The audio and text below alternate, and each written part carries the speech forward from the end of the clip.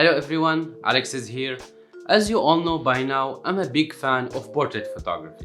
That's why most of the lenses that I reviewed were portrait lenses. I talked about the Sigma 105mm f1.4 and Sony Fe 85mm f1.8 on my previous videos. Both are wonderful lenses that you can definitely count on. Today I will add another one to the list, the Sigma 85mm f1.4 Art. So let's see if this lens can offer a better value compared to the other 85mm lenses around. So let's start with the build quality and the design. It's made from a premium plastic with a compact shape and size, making it a perfect combo for any mirrorless camera, with a lot of customization on it. First, you have a button on the side that you can set the way you want. An aperture ring that is nice to see on all the lenses, especially the new ones, and if you don't like it, you can always lock it. A smooth focus ring that uses focus by wire. You can move it either with a clicky sound or in a silent mode. All of these with the weight of 625 grams and a dimension of 3.3 by 3.8 inches, which again will make it a perfect fit for mirrorless cameras due to the small compact size. The interior side of the lens has 15 elements, 11 groups and 11 rounded blades that should help providing a natural background bokeh.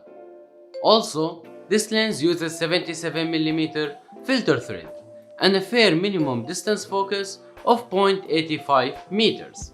Sigma mentioned on their website that this lens has a weather sealing. I don't think you should count on their word too much and take a risk on this lens or any other lens on that matter. The lens hood is built in a good way with the button to unlock it, so you can have a secure grip when you use it to hold the lens. Now let's move to the real world test, starting with the autofocus. I said it before and I will say it again.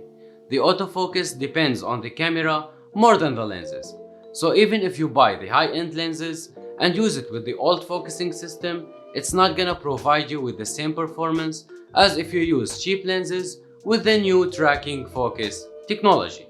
But don't get me wrong, the lens plays a good part of how fast and accurate the autofocus is. To test this out, I'll be using the Sony a7 IV to show the best of what this lens can offer.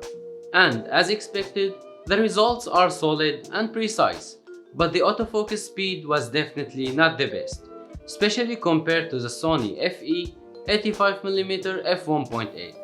Maybe this is the cost of using third-party lenses, or that's what I thought until I did a small comparison last week when I saw my friend who has the 85mm G Master. That's when I noticed that the Sigma is sharper and has a better autofocus even in low light. So the easy way to the fastest autofocus is the Sony Fe lenses, and things may vary between the rest, like Sigma, Zeiss and G Master.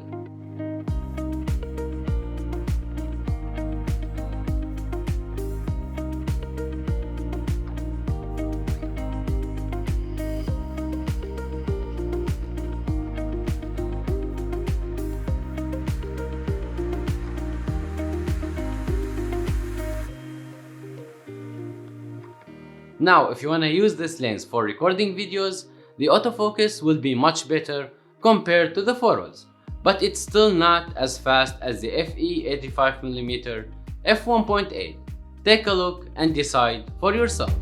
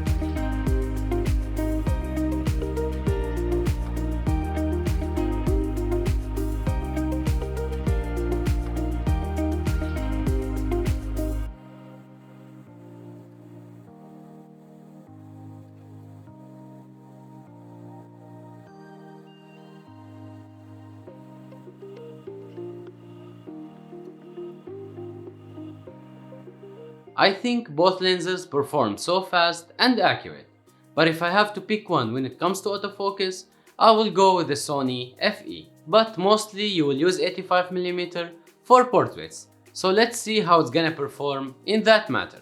The background bokeh at f1.4 is really creamy and pleasant to the eye.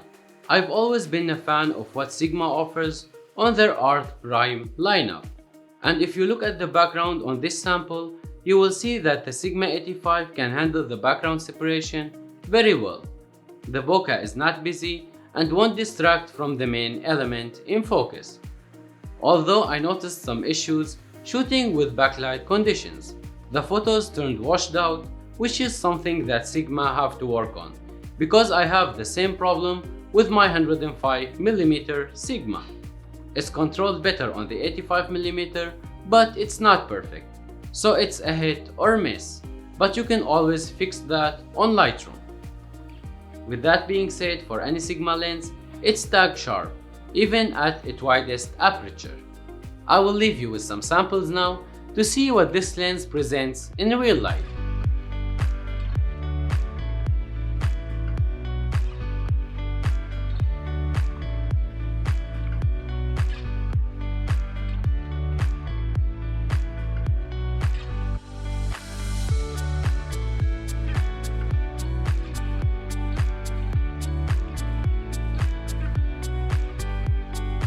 As you saw, this lens is a portrait monster. Sigma will never let you down when it comes to portraits. It's sharp with a great bokeh production. Now let's compare it to the other valid options in the market to see if the Sigma 85mm is the right one for you. The Sony Fe 85mm is clearly cheaper and lighter, with faster autofocus and better backlight control. But the Sigma has a wider f-stop, better bokeh production, and has a built-in aperture ring. Comparing it to the G Master, we will see a double in the price, despite that the Sigma is sharper and has a faster autofocus, even in low light. If I have to pick between these three, I will go with the Sony Fe, because it's cheaper than the other lenses with very little compromises, especially when it comes to recording videos. But if you want to use it only for shooting portraits and you are desperate about the f1.4 aperture, then the Sigma is your way to go, keeping in mind that it's also available for L-mount system. To be honest, I don't really see a valid reason to go with the G Master, unless if you want to look fancy around the other photographers. Anyways, let me know what is your favorite lens that you recommend me to try in the comments, and I'll be glad to try it out and give you my opinion on it. And don't forget to subscribe. I'm really close from being monetized thanks to your support, and see you guys next time.